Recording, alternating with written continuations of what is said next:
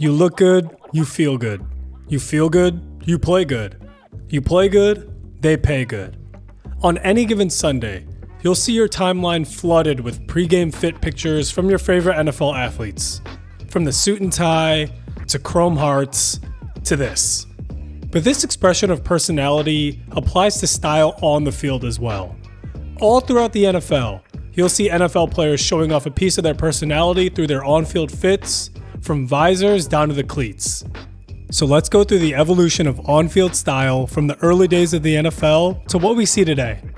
In the 1920s, there was no such thing as on-field swag. I mean, these guys were just trying to survive with their leather helmets and no face masks, while referees were running around in bow ties. I mean, these guys were playing in wool or canvas jerseys with football pads made of leather and felt padding. All this equipment weighed around 15 pounds, and it went up to 25 pounds when it was raining. So all in all, even if they could, none of these players would want to put on any extra weight with unnecessary accessories. NFL players in the 20s had day jobs. They couldn't be out here worrying about what cleats would match their pacifier mouthpiece.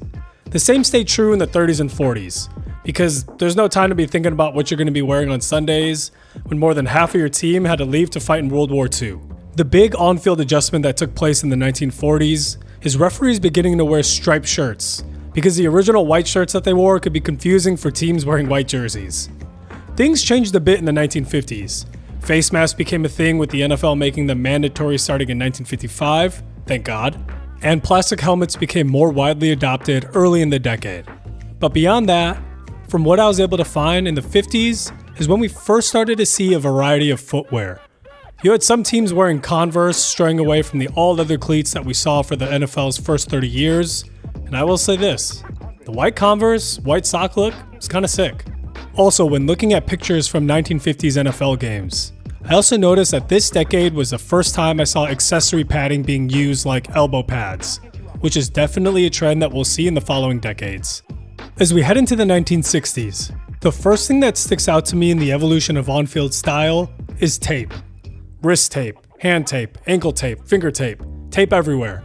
And of course, at this time, tape wasn't used for something to look cool. It was used for utility. But regardless, it looked cool.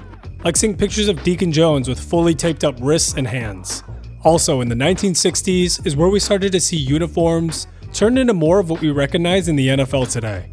With the introduction of color TV in the mid-1960s, we began to see more and more teams use brighter and bolder colors on their uniforms. But before we fully transition into the 70s, let's take the time to look at one of the all-time trailblazers of NFL fashion, just like Walt Clyde Frazier for the NBA. I'm talking about Broadway Joe Namath. This picture of Joe Namath is iconic. It takes a special kind of person to pull off a mink coat on an NFL sideline. And boy, does he ever.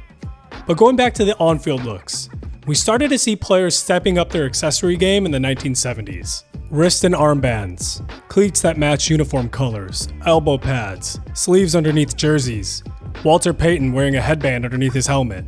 The 70s was a disco era, and you could clearly see that influence if you looked at the sidelines.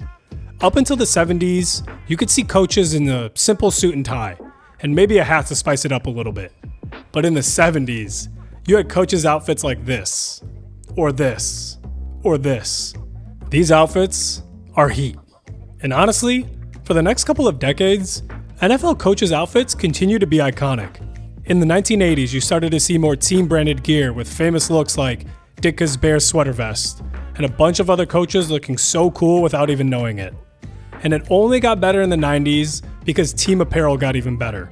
You had NFL starter jackets, incredible hat game, this Denver Broncos sweater that I would kill to have in my closet, and Buddy Ryan with outfits that modern-day vintage shoppers could only dream of. But let's not get ahead of ourselves, because starting in the 1980s is where we saw some truly classic looks across the entire NFL. First and foremost, we can't talk about 1980s NFL football and not mention the absolute unit of shoulder pads that they were wearing in this era. It's funny, because shoulder pads and regular clothing reached a peak in this era too, so maybe football equipment manufacturers were just following suit. I mean, just look at the size of these things. How on earth were these guys able to move around at all with these boats on their shoulders? We also saw the increased use of gloves in the NFL starting in the 80s after stickum was banned in 1981 in a rule known as the Lester-Hayes rule. Because look at this. That's just crazy. So we saw players like Jerry Rice and Sterling Sharpe wearing gloves. But you also had players like Steve Largent wearing no gloves at all, which is a pretty cool look in its own right, especially looking back at it now. The 1980s also ushered in the first ever signature shoe deal that would prove to be groundbreaking for NFL players and future generations. In 1985, during a post-game interview, Walter Payton was asked to describe a 40-yard touchdown run he had in a 36-0 win against the Falcons. He proceeded to say, "It was the shoes I was wearing.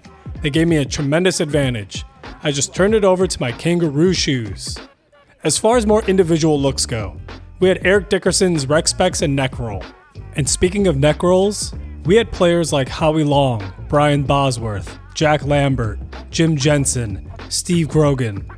And if you think Grogan's neck roll is big, just wait one more decade because they get even bigger. Jim McMahon rocked a double headband, an Adidas one worn around his neck, and a headband that said Roselle worn around his head. And I know this is a utility thing, but something about the towel tucked into Joe Montana's pants is just plain cool. You had other looks like Lawrence Taylor's sleeves, and if you count hair as an accessory, then you had Gastineau's mullet, Peyton's Jerry curl and headband. And speaking of Jerry curls, in 1989, you had one of the most influential players in NFL history come into the game and usher us into the 1990s, Deion Sanders. Deion Sanders just exudes cool. Deion Sanders, in my opinion, is to the NFL what AI was to the NBA. Cultural icons that transcended the sport. The bandana, the gloves, the armbands, the high white socks, the Nike Diamond Turfs. And speaking of signature shoes, the 90s ushered in a new wave of NFL athletes with signature shoe deals. Bo Jackson, Keyshawn Johnson, Emmitt Smith, Barry Sanders, Jerome Bettis, and Randy Moss. But when looking at the league as a whole in the 1990s, you had things like Zubaz pants, which were supposedly worn by Dan Marino over 300 times in 1991. Armbands with team logos were everywhere at this point, seen on players like Michael Irvin, Andre Rison, Jerry Rice. And so was eye black.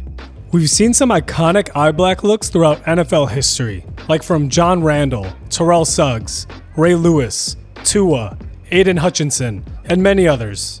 But I don't want to get too ahead of myself though, because I want to bring back the neck rolls. Because in the 1990s, these so-called protective pieces of equipment evolved into the cowboy collar. I mean, look at the absolute state of this thing. Linebacker Brian Cox literally was wearing an airplane seat headrest underneath his shoulder pads. And if you want a deeper dive into the use of neck rolls in the NFL, check out this video from KTO. Big shoulder pads were still very much a thing, evidenced by this absurd picture of Herschel Walker or by the iconic bruising fullback Mike Allstott. But later into the 1990s, you also began to see evidence of the big, bulky equipment era maybe beginning to phase out of the NFL.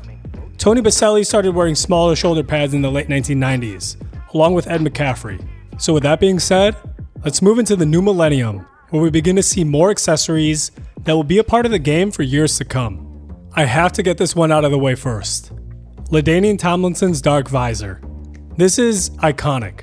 I know I've said that word a ton in this video, but truly, this is a peak football look. And speaking of visors, also Mike Vick had one of the most elite dark visor looks of all time, along with players like Brian Dawkins, Marshawn Lynch, and Kelvin Johnson. We also had other unique looks like Randy Moss hanging his gloves on his face mask, and Sean Taylor taping his face mask was one of one. But looking at the league as a whole, you started to see mouthguards across the NFL. Of course, players have always worn mouthguards, but starting in the 2000s, you would actually notice them on players, like Eddie George and Marshall Faulk. We also had some notable hair during the 2000s from Troy Polamalu, Clay Matthews, and AJ Hawk. But as we head into the 2010s, you saw probably the most popular haircut that has ever graced the NFL. And that haircut sits atop of the head of Odell Beckham Jr. OBJ is the poster child of NFL on-field fashion during the 2010s. As soon as he came into the league, he immediately took over as one of the most popular figures in the sport. And his swag on the field had a lot to do with that. The visor, the custom gloves, the supreme arm sleeve, the big mouthpiece, and the flashy cleats. Starting in the 2017 season, the NFL slightly relaxed their rules, as players would be allowed to wear more personalized cleats for pregame prior to warm-ups, and would have greater flexibility on cleat color worn during games. So throughout the 2010s, you saw more flashy and more customized cleats throughout the entire NFL, with some definitely being better than others. And when it came to the gloves in the 2010s, you also had some very notable designs like the gloves that would show the team's logo when you put your hands together. And I can't mention gloves without bringing up Teddy 2 gloves. There were other quarterbacks stepping up their game on field as well, like RG3 with the arm sleeve one glove combo, Cam Newton with the towel over his head, albeit on the sidelines, and early 2010s Tom Brady. I mean, just look at that hair. Also, seeing bright pink on the field was a staple during the 2010s. The NFL's Crucial Catch campaigns had players wearing pink cleats, gloves, towels, and more. But you know, we've mostly been talking about skill guys. What were the other signature on-field looks for some of the bigger players in the league? Ray Lewis brought out the grill face mask and the big elbow brace. You also saw some wild face masks during the early parts of this decade, like from Justin Tuck, Peyton Hillis, Marvin Austin, and many others. And you can't mention elbow braces without bringing up JJ Watt, who's pretty much synonymous with the big elbow brace. On the opposite end, you had Michael Bennett and his tiny shoulder pads. But even though things got flashier in the 2010s, you still had some old school looks in the league, like Aaron Rodgers with the thin chin strap, and Sam Bradford with the absurd looking pads and jersey combination. Overall, in the 2010s, silhouettes were getting slimmer, colors were starting to pop more, and players were starting to get more creative freedom on what they were allowed to wear on the field. This all leads us into what we see on Sundays during the 2020s, which has taken the trend of accessories and flash up to a whole other level. On any given Sunday in the 2020s, you'll see iced out chains, grills, customized pacifier mouthpieces, someone like George Pickens wearing 2 mouthpieces, someone like Brian Branch putting a mouthpiece in his helmet, and so much more. There are more face mask options, more helmet options, more visor options. We have cooler cleats, more accessories, and seemingly more of an emphasis on the on-field look than ever before, which is spreading to all levels of football, leading to monstrosities like when Marvin Harrison Jr. wore an Apple Watch and LV-inspired cleats looking straight out of a mall kiosk. I'm very curious to see where NFL on-field fashion goes from here, whether it continues to go in the direction we're heading in now, or if it cycles backwards to a more simple look. And if I missed this specific on-field look from one of your favorite players, let me know in the comments below.